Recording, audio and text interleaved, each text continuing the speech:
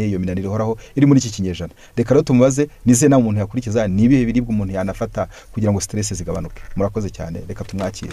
Tuzurikane byongene ubwabyo gusa cyo twakora ngo tugabanye umunaniro. Muri Bibiliya yaravuze ngo nimureke urushye aruhuke kuko ariho hari uruhukiro.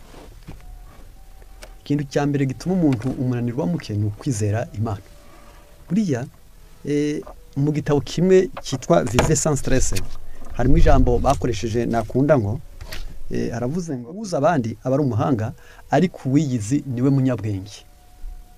Niko muzabisoma ngo celui qui connaît les autres est intelligent mais celui qui se connaît est sage. Ubundi ubuzima muri kureba dufite dusabwa kumenya neza ko uwaburangaraho yaba ashenye ikigega cy'umunezero. Imana yonyine ubwayo gusa igufiteho umubyizi n'amahirwe menshi yakugeneye kuruta wowe. Wowe wigeza ku muhati yikakugeza ku migisha. Niyo mpamvu kwizera Imana biri mu bintu bya mbere bigabanya umunaniro. Kwirirwa imbuto no kurarira imboga. Ibi bintu birakenewe gufata amoko agera muri 4 y'imbuto cyangwa 5 ukayiririrwa, nyuma ugafata amasarade agera nko muri 3 cyangwa 4, ubwo ndatanga ikitegererezo. Ufashe avoka, ugafata inzabibu, ugafata amaronji, ugafata igipapayi cyangwa se marakuja. Izi mbuto ukazihuriza hamwe ugakora akantu bita macedoine cyangwa se ukanabisya ukanywa umutobe wabyo, waba ufite amahirwe yo gutuma umunaniro ugabanuka muri wowe, kuko ukugabanyamo amavuta, ukugabanyamo umunyu, imbaraga zirihembera, umuntu akongera kugira force cyangwa se imbaraga.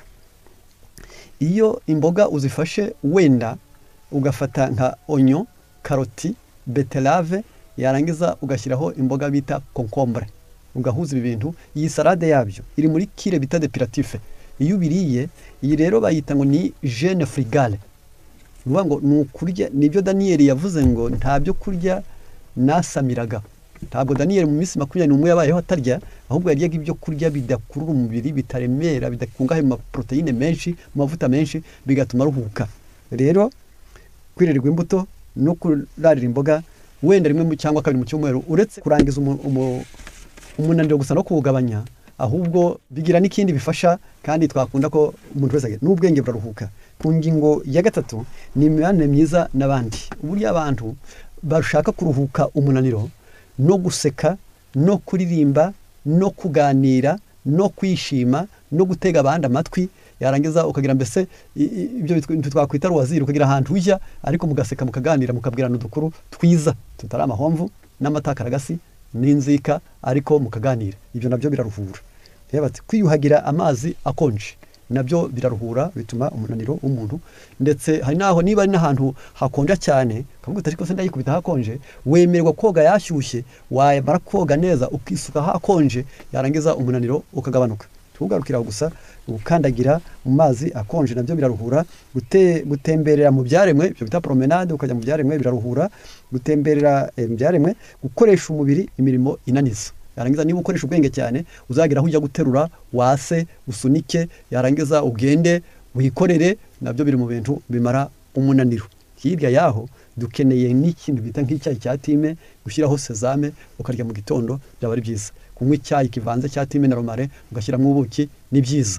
Yarangiza kuryama neza, byongera ubwabyo ukaryama ku gihe, nabyo bimara umunaniro. Kurya byinshi mu gitondo ariko nimugoroba ukajya bike, nabyo bimara umunaniro. Rero guseka no kuririmba kenshi uri hafi kuryama nawe ni amahirwe. Rero kubw'ibyo bimara umunaniro. Reka turuhukire mu masezerano n'amahoro y'Imana kandi kumvira Imana bitubere umunezero wa byose mu izina rya Yesu. Tugana ku musozo, reka twakire Mugunga Pierre tumubaze nawe ikibazo, kuko yari yavuze ku bijyaniranye n'ibitotsi n'ikibuza abantu ibitotsi bigacikagurika no kudasinzira neza. Ibitotsi byiza biva he, bimaze iki, kandi n'iki wakora, n'iki warya, n'iki wakwifashisha kugira ngo ugire ibitotsi byiza?